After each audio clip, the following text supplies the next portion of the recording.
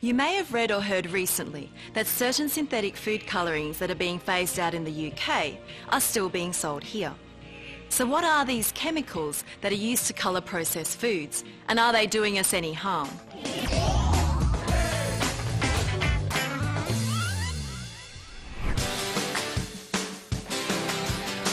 Why are food colours used so often? For one reason only: to make food look brighter and more appealing.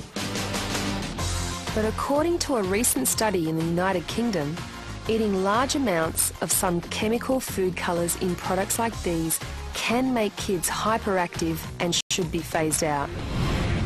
In the UK, 300 kids aged between 3 and 9 were tested with different chemical food colourings over a 6-week period.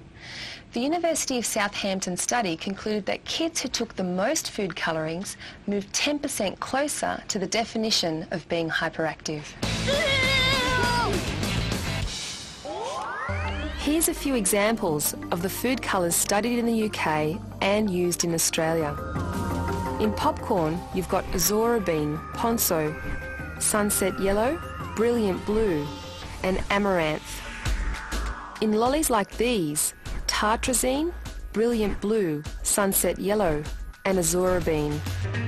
In chocolate biscuits, they often use the chemical colours Brilliant Blue, Tartrazine, and Allura Red 129.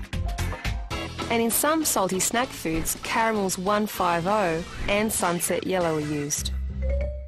So if they're being voluntarily phased out in the United Kingdom, why not here as well?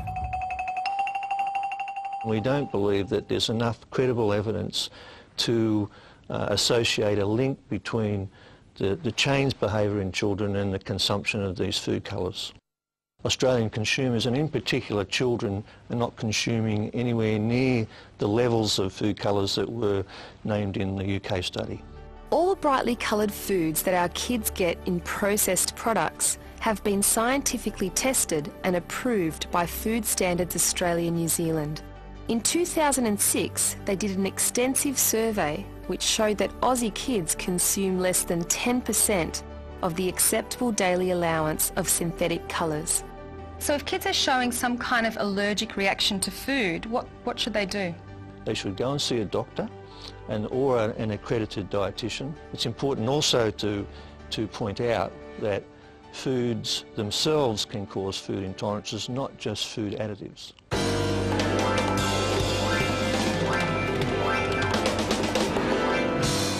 If you want to play it extra safe, there are natural food colourings that you can use so that the little ones can have their cake and eat it too.